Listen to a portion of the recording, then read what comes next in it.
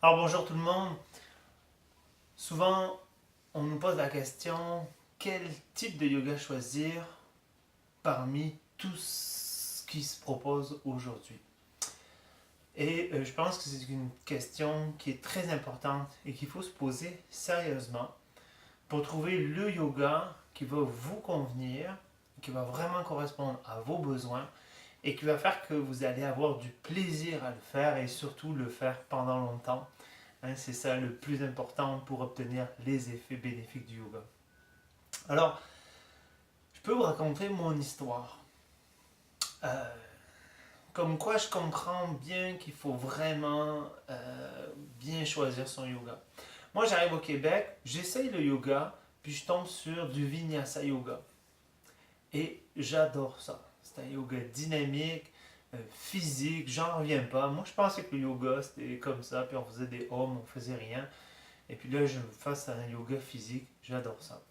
Je reviens en France, c'est lors d'un voyage. Et quand j'arrive en France, je dis à mon ami, il faut absolument qu'on aille faire du yoga, tu vas voir, c'est génial, c'est pas du tout ce qu'on croit.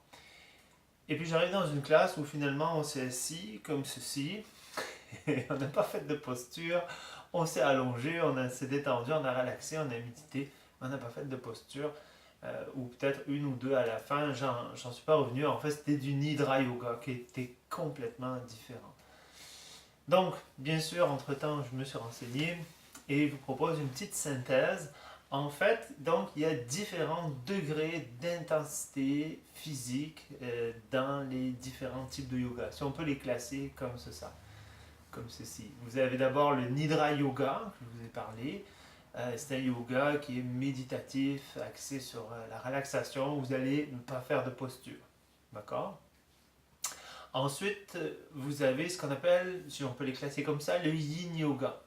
Le Yin Yoga, vous allez faire peu de postures, mais vous allez les garder longtemps. On appelle ça Yin Yoga, yoga restauratif. Donc c'est un yoga qui en même temps a quand même des effets régénérateurs sur le corps. Pour pouvoir garder les postures longtemps, on utilise aussi le coussin comme ceci, qu'on appelle un bolster, ou les blocs. On va utiliser la courroie, la couverture. Ensuite, vous avez le Hatha Yoga, qui est plus classique et plus connu. On peut voir souvent les postures debout de yoga, les postures au sol, et on finit avec une relaxation. Le Hatha Yoga, donc, il y a plus de postures, un niveau d'exigence un peu plus important, mais il reste relativement lent. On prend le temps de se placer dans les postures. Il convient bien à des personnes qui veulent se mettre en forme, par exemple, progressivement, ou qui ont des blessures, des petites blessures, attention, des problèmes d'épaule qui arrivent très souvent, ou de nuque, ou de dos. Et là, on peut vraiment, avec un bon professeur, adapter chaque posture ou donner des variantes qui vous permettent de commencer le yoga et de progresser dans le yoga. Donc, toutes ces catégories-là, on appelle ça en tout cas chez Mouvance, chez nous à Drummondville, on appelle ça ce qui fait partie des yogas détente. Donc, vous avez le Nidra Yoga, le Hatha Yoga, pardon, le Yin Yoga et le Hatha Yoga. Dans le Hatha Yoga, on a aussi Hatha Yoga et méditation, c'est-à-dire on va faire à peu près 45 minutes de yoga et on va enchaîner avec une méditation.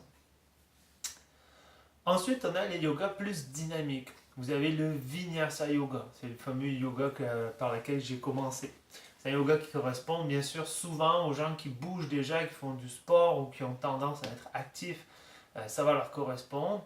C'est un yoga qui est quand même exigeant physiquement, mais il y a quand même une progressivité. Hein. On apprend de manière progressive les postures qui vont d'un niveau d'exigence faible à un niveau d'exigence plus élevé après, à travers les différents niveaux. Vous avez aussi l'Ashtanga Yoga. En fait, le Vinyasa Yoga vient de l'Ashtanga Yoga. L'Ashtanga Yoga qui est vraiment plus exigeant. C'est difficile, si vous voulez débuter, de débuter avec l'Ashtanga Yoga. Hein. Vous êtes mieux de commencer avec le Vinyasa. Justement, il a été extrait de l'Ashtanga Yoga pour le rendre plus accessible à tous dans un plan de cours progressif pour pouvoir évoluer tranquillement de manière sécuritaire. Alors voilà les différents types de yoga. Souvent, malgré les explications, le mieux c'est de l'essayer. Alors en début de session, nous on offre des cours d'essai gratuits, que ce soit en janvier ou que ce soit au mois de septembre. Et vous avez 2 semaines d'essai gratuits, vous pouvez essayer toutes les sortes de yoga que nous avons chez Mouvance. Vous pouvez aussi venir l'essayer entre les sessions, à ce moment-là vous payez le cours et il va être déduit de votre forfait.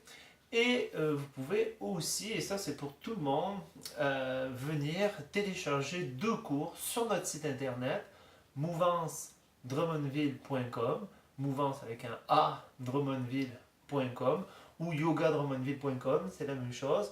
Et vous allez télécharger 2 cours qu'on appelle yoga détente, donc ça va être du hatha yoga principalement, et vinyasa yoga.